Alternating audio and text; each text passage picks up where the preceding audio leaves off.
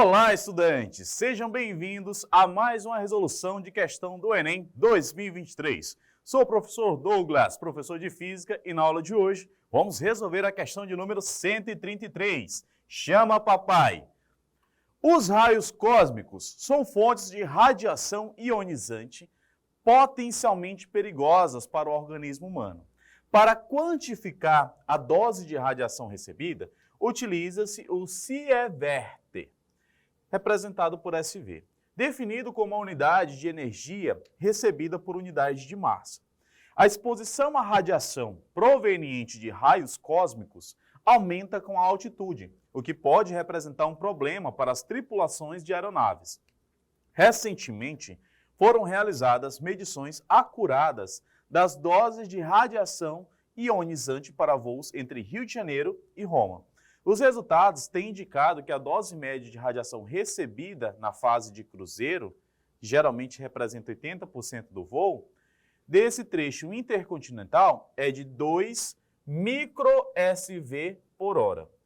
As normas internacionais da aviação civil limitam em 1.000 horas por ano o tempo de trabalho para as tripulações que atuam em voos intercontinentais.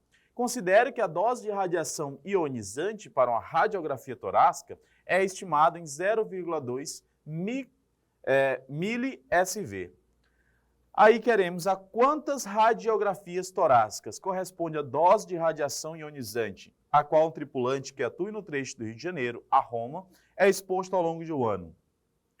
Ai, papai, que é isso, né? O aluno olha para uma questão dessa, socorro, Deus, calma, calma. Tá? Primeiro vamos entender a situação.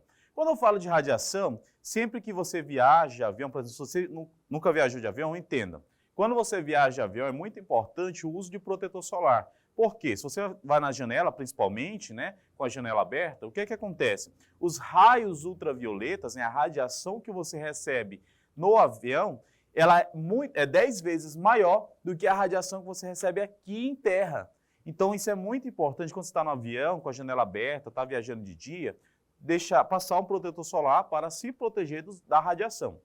Baseado nisso, os tripulantes, o piloto, né, eles sempre sofrem a radiação maior ali. Então, deve ser limitada essa quantidade de horas de voo. Baseado nisso, devemos entender o seguinte dessa questão. Destaco os dados importantes, né? 80% do tempo de voo são o quê? Deve se limitar em 1.000 horas por ano nesse voo, né?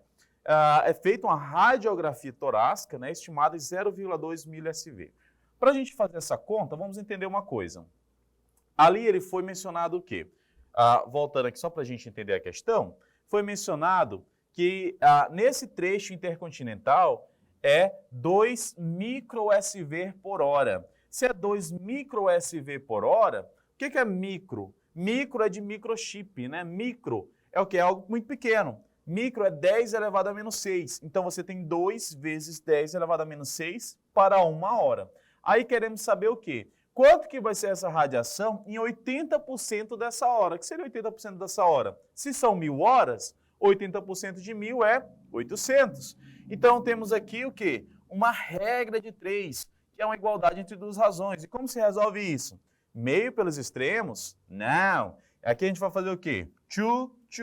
Faz tchu e vamos resolver isso aqui rapidinho. X vezes 1, que é x.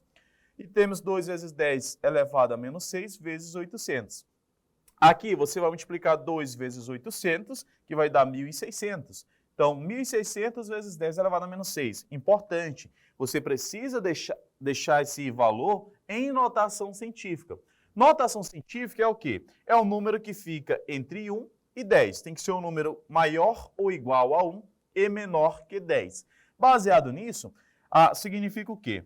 Que aqui no final, a vírgula ela tem que andar 3 casas para a esquerda. Se ela vai andar 3 casas para a esquerda, significa que ela vai ficar entre o 1 e o 6. Então, se eu colocar a vírgula entre o 1 e o 6, e o expoente que é menos 6, né? Vem comigo aqui. O expoente que é menos 6, o que vamos fazer?